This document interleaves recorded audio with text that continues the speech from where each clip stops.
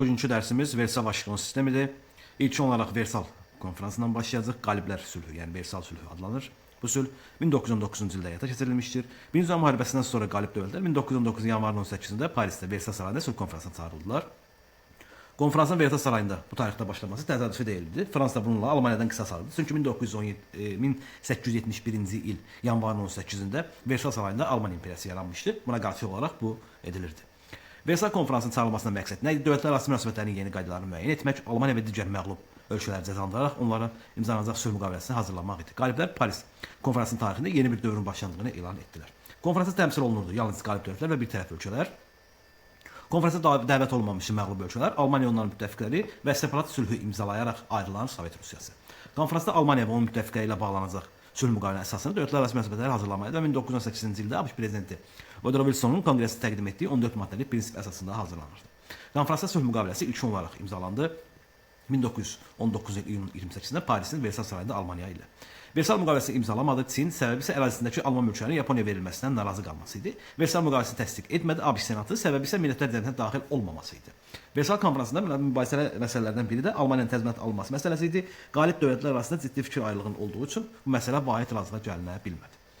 Woodrow Wilsonun 14 maddəsi, yəni 14 maddəli prinsipin başlıca məzmunu nə idi? Gizli diplomatiyadan imtina edilməsi, silahların və hərbi qüvvələrin azaldılması və hər bir xalqın öz müqəddəratını təyin etməsi idi.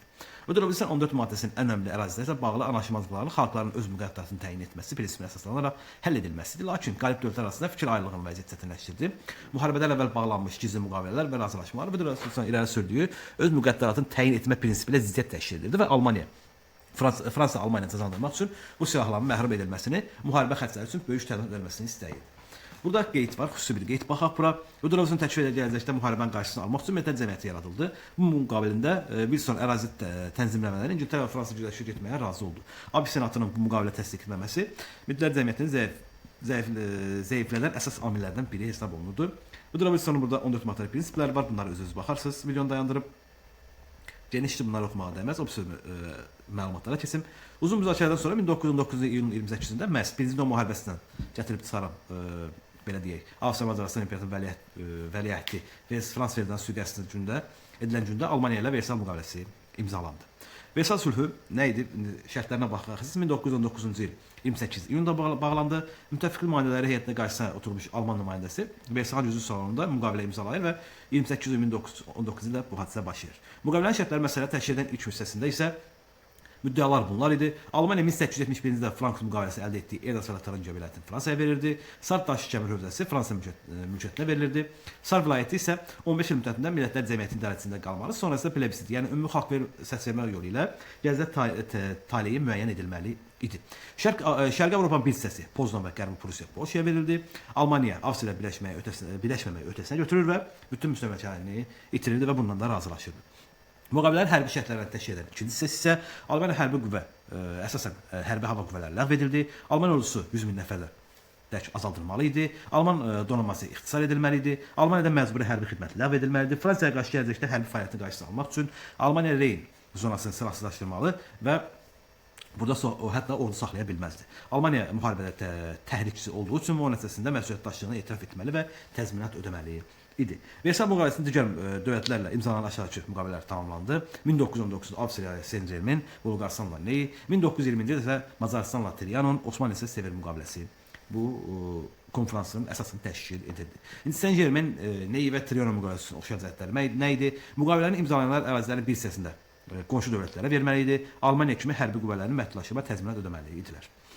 Versal konferansında Antanta dövlətləri şərq məsələsinə diqqəti həll etmək istəyirdi. Osmanlı dövlətinin parçalanmasına nəzərdə tutan bu məsələ müzakirəsində İngiltərə və Fransa arasında ziddiyyətlərin olması Osmanlı ilə müqavilə imzalamasını gecikdirdi. Nəhayət 1920-ci ildə qalib dövlətlər Osmanlı arasında Sevr müqaviləsi imzalandı. Müqavilə əsasən İngiltərə, Fransa, İtaliya və Yunanistan Türkiyə arasını bölüşürdü. Lakin Mustafa Kemal başçılığı Türk xalqlarının istiqlal mübarizəsi bu müqavilə şərtini yerinə etməyə imkan vermədi.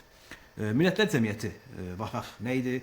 Versal konferansının gedişinə yaradılan Millətlər Cəmiyyətinin vəzifəsi nə idi? Gələcəkdə müharibələrin qarşısını almaq, dövlətlər arası münasibətləri sülh yolu ilə nizamlamaq, Millətlər Cəmiyyətinin məğlub dövlətləri Sovet Rusiyası qəbul etmədilər. ABŞ Senatı Millətlər Cəmiyyəti üzvlüyünün ABŞ-ın ənənəvi tədqiqatçı siyasətinin zidd olduğu üçün Versal müqaviləsinin ratifikasiyasını təsdiq etmədi. Nəticədə ABŞ da Millətlər Cəmiyyətindən kənarda qalmış oldu. İndi 1926-cı ildə ABŞ Millətlər Cəmiyyətinə üzv qəbul olundu. 1933-cü ildə Türkiyə Millətlər Cəmiyyətinə üzv qəbul olundu. 1933-cü ildə Yaponiya və Almaniya Millətlər Cəmiyyətindən çıxarıldı. 1934-cü ildə SSR Millətlər Cəmiyyətinə üzv oldu və 1939-cu ildə də SSR bu Millətlər Cəmiyyətindən çıxmalı oldu.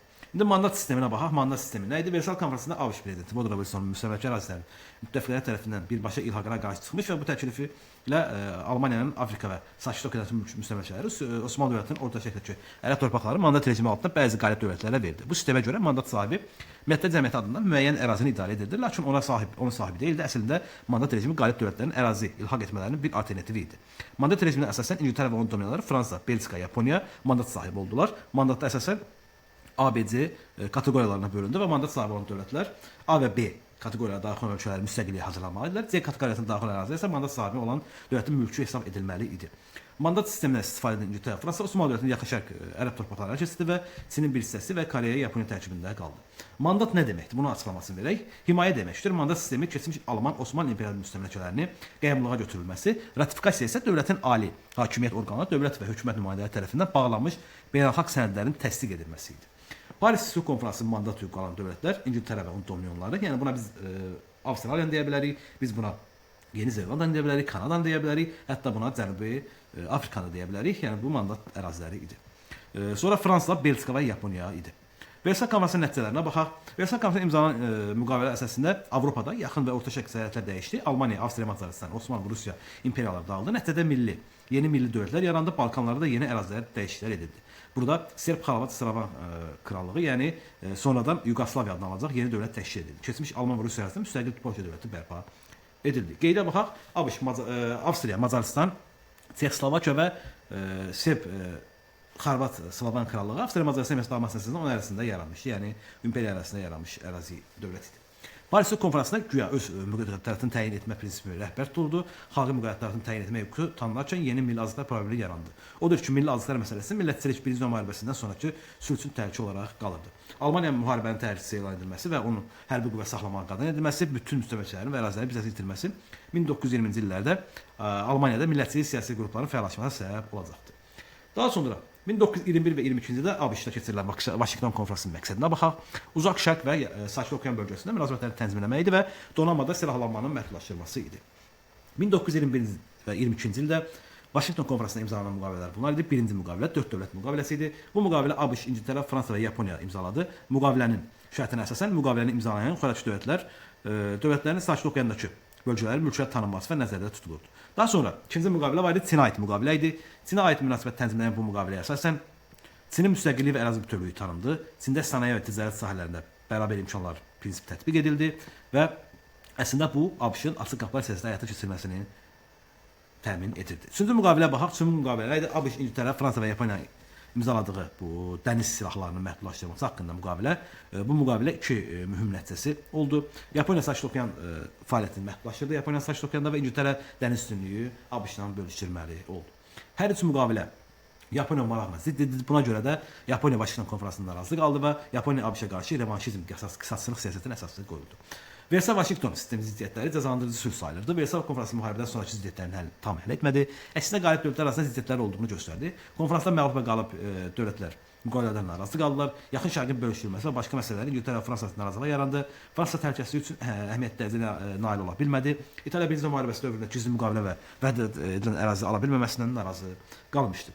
ABŞ Avropada qüvvət arazisini saxlamaq istəyirdi və Almaniyanın tamamilə zəif etməsini istəmədiyi üçün İngiltərə və Fransanın güclənməsinə mane olmağa çalışır. Bu məqsədlə də ABŞ Almaniya və Osmanlı dövlətinin almış torpaqları militər cəmiyyətin mandat sistemi əsasında idarə edilməsini təklifini irəli sürmüşdü. Həmçinin Yaponiya uzaq şərqdəki möhkəmlənməsinin qarşısını almaq istəyirdi.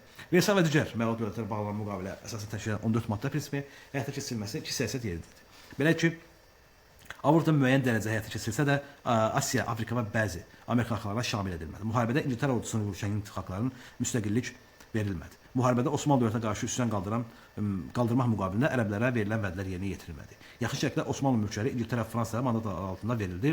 Çinin bir hissəsi Koreya, Yaponiya tərkibində qaldı. Təhlükəsizlik siyasətini yeridən ABŞ Millətlər Cəmiyyətinə daxil olmadı və Sovet Rusiyası ilə ondan kənar qaldı. Bu Versal sisteminin əsasən çox zəif olduğunu göstərən səbəblərdəndir. Bütün bu ziddiyyətlərdən sonra yeni münaqişəyə yaranmasına bir qapı açıldı. Beləliklə Versal Vaşinqton konfransının qərarı ilə dövlətlər arası münasibətlər yeni sistemi quruldu. Lakin Versal Vaşinqton sistemi dünyada mövzuların iqtisadi, siyasi problemini tamamilə və ədalətlə həll etmədi. Buna görə də məhdud cəhətləri bunlar hesab olunur. İndi 1919-20-ci il Versal konfransı ilə əsasən, yəni Paris konfransı ilə 1814-15-ci il Viyana konfransının oxşar və fərqli cəhətləri var. Məsələn, oxşar cəhətləri nədir? Məqsədi dövlətlər arası münasibətlərin yeni qaydaya müəyyən etməkdir. İngiltərə konfransda aparıcılıq oynayan ölkələrdən biri idi. Məğlub ölkələr əziyyət çəkməyə məruz qalmış, qaliblər isə yeni müstəmləkə əldə etmişdi. Dövlətlər arası münasibətlərə yeni sistem, nizam qurulmuşdu. İndi fərqli cəhətlərinə baxaq. Viyana konqresində ABŞ, Versal konfransında Rusiya iştirak etmirdi. Yalnız Versal konfransında Fransa qalib dövlət kimi iştirak edirdi. Yalnız Fransa konfransında xalqların müqavilələrini təyin etmə, yalnız Versal konfransında xalqların müqavilələrini təyin etmə hüquqları tanınırdı. Dərsimiz bu qədərdir. Maraqlı mövzudur. Vacib mövzulardan biridir. Birinci Dünya müharibəsindən sonraki dövlətlər arası münasibətlər və sistemin necə işlədiyini və hansı formada nizamlandığını bizə göstərən bir dərsdir. Ümidvaram sizin üçün fayda olacaqdır. İndi xəritə bölməsinə baxaq. Birinci Dünya müharibəsi biz bildiyimiz kimi Avropa bölgəsində getdi və belə deyək, Almaniyanın və Osmanlının mülkləri müstəmləkə olundu. Osmanlının Birinci Dünya müharibəsində qalan mülkləri Ərəb ərazisi və bu hissələri idi. Bəli, bu hissələr Osmanlının əlində idi. Ondan başqa bütün ərazilər Birinci Dünya müharibəsindən əvvəl onsuz da ələ keçirilmişdi. Almaniyanın belə deyək, bu hissələrdə mülkləri var idi. Afrika mülkü və Çinin əsasən Manchuriya bölgəsindəki mülkləri verildi. Belə deyək, Almaniyanın tabelindən çıxdı və Çin tərəfi Yaponiyanın Ərəb hissəsi, yəni Osmanlının ərəblər daha çox yaşadığı ərazilər isə Fransa və İngiltərə arasında bölüşdürüldü. Daha sonra biz nə deyə bilərik? Birinci Dünya müharibəsindən qalib çıxmış dövlətləri yada salsaq, bunlar belə deyək, olacaq məsələn Fransa, İngiltərə, Amerika, daha sonra Rusiya məğlub dövlət kimi çıxdı, çünki çevriliş nəticəsində hakimiyyət dəyişikliyi oldu və onlar da müharibədən separat sülh bağlayaraq çıxmış oldu. Məğlub dövlətlər isə belə deyək, onlar da başqa rəngdə işarə eləyək. Məğlub dövlətlər isə Osmanlı oldu, indi burada Türkiyə yazılıb, Osmanlı qeyd eləyək, ərazisi bu qədər qaldı. Almaniya, Avstriya, Macaristan bu ikisi bir yerdə idi, sonradan bölündü. Yəni bu dövlətlər məğlub dövlətlər kimi çıxdı və əraziləri parçalandı, dağıldı. Bunu Rusiyada əlavə etmək olar və imperiya süqut elədi bu sadaladığım ölkələrdə və onların yerinə yeni dövlətlər meydana gəldi və bununla da biz Versal Vaşinqton sistemində yeni nizamın bərpa olunduğunu gördük. Dərsimiz bu qədərdir. Ümidvaram sizin üçün faydalı olar. Sizə uğurlar arzulayıram.